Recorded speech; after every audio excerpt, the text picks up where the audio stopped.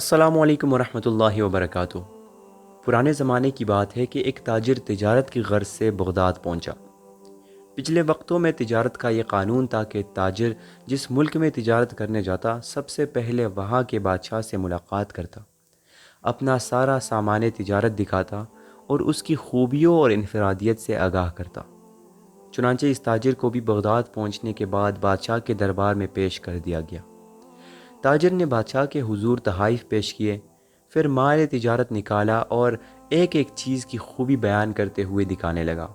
حضور، یہ پانی سے چلنے والی گھڑی ہے جو میں نے یونان سے خریدی ہے، یہ قالین ہے جو میں نے ایران سے خریدا ہے اور یہ خالص ریشم سے بنا ہے، یہ قلم ملاحظہ فرمائیے جو میں نے جاپان سے بہت مہنگے داموں خریدا ہے۔ تاجر نے ایک ایک مال کی اہمیت بیان کی۔ بادشاہ نے مسکراتے ہوئے کہا، بہت خوب، تمام چیزیں بہت عمدہ اور نایاب ہیں جو تم نے ایران، یونان اور جاپان سے خریدی ہے، لیکن یہ تو بتاؤ کہ تمہیں ہندوستان میں ہمارے شاہ نشان کوئی چیز نظر نہیں آئی؟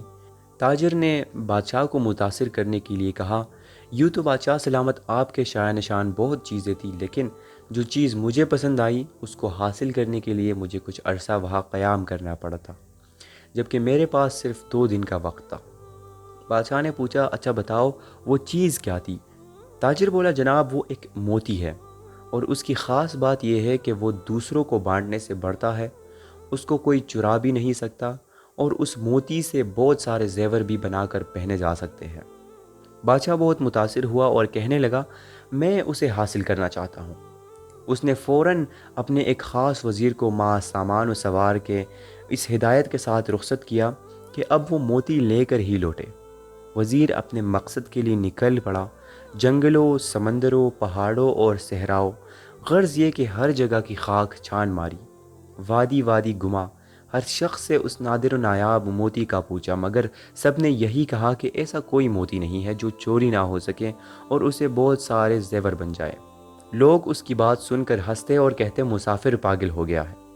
یوں ہی مہینوں بیت گئے، نا امیدی کے سائے گہرے ہونے لگے، لیکن بادشاہ کے سامنے ناکام لوٹنے کا خوف اس کو چین نہیں لینے دے رہا تھا۔ وزیر نے ہر ممکن کوشش کر لی کہ ایسا موتی مل جائے، لیکن یہ نہ ملا تو اس نے واپسی کا ارادہ کر لیا۔ وزیر اپنی ناکامی پر زار و قطار ہوتا ہوا جنگل سے گزرا۔ رات کافی ہو چکی تھی اور وزیر بہت تک گیا تھا۔ ایک درخت کے پاس آرام کے ارادے سے لیٹا ہی تھا کہ اسی لمحے ایک روشنی اپنی جانب بڑھتے ہوئے اس کو نظر آئی، مگر پھر ایک آواز نے اس کو حوصلہ دیا، ارے نوجوان، ڈرو مت، میں ایک پری ہوں، بتا تیرے ساتھ کیا مسئلہ ہے؟ تو مدتوں کا تھکا ہوا مسافر معلوم ہوتا ہے، بتا میں تیری کیا مدد کروں؟ وزیر نے اپنی داستان سنائی کہ اسے جس موتی کی تلاش تھی وہ کہیں نہیں ملا۔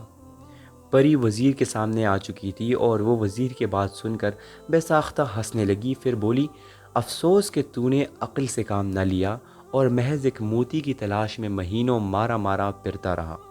وزیر بولا، پری میں تمہارا مطلب سمجھا نہیں۔ وہ بولی، بھلے آدمی، وہ موتی دراصل علم کا موتی ہے، لیکن تو اس کی ظاہری شکل کو تلاش کرتا رہا۔ علم تو ایک ایسی شے ہے جسے ہزاروں نام دیے جا سکتے ہیں، کہیں اسے پلدار درخت کہتے ہیں تو کبھی سورج سے تشبیہ دیتے ہیں، اور اسے کبھی سمندر بھی کہا جاتا ہے، لیکن اسے کوئی چرا نہیں سکتا، لیکن اسے زیور بنانے والی صفت؟ وزیر نے حیرت سے پوچھا۔ پری نے مسکراتے ہوئے کہا، علم کی بہت ساری صفات ہیں، تم اس موتی کی صورت کو کیوں تلاش کرتے ہو؟ یاد رکھو، ہر شے کی تاثیر کا تعلق اس کے نام سے نہیں بلکہ اس کے اندرونی خوبیوں سے ہوتا ہے۔ اسی طرح علم بھی ایک نایاب موتی ہے، جسے یہ حاصل ہو جائے وہ اس سے ایسے سج جاتا ہے جیسے انسان زیور پہن کر سجتا ہے، اور اسے کوئی چرا بھی نہیں سکتا، بلکہ یہ تو بانٹنے سے بڑھتا ہے، گھٹتا بالکل نہیں ہے۔ وزیر بڑے غور سے پری کی بات سن رہا تھا اور بالآخر اس بات پر قائل ہو گیا کہ واقعی علم ایک ایسا موتی ہے، جس کے پاس ہو وہ دراصل دنیا کے سب سے قیمتی زیور کا مالک بن جاتا ہے۔ وزیر نے پری کا شکریہ ادا کیا، جس کے بعد پری غائب ہو گئی۔ اب وزیر بہت خوش تھا اور اپنی کامیابی کے گیت گاتا ہوا اپنے ملک روانہ ہو گیا۔ وہاں پہنچ کر اس نے بادشاہ کو علم کے موتی کے بارے میں بتایا اور سمجھایا، تو بادشاہ بھی پری کی بات کا قائل ہو گیا۔ کہ صرف علم ہی وہ موتی ہے جسے کوئی نہیں چرا سکتا۔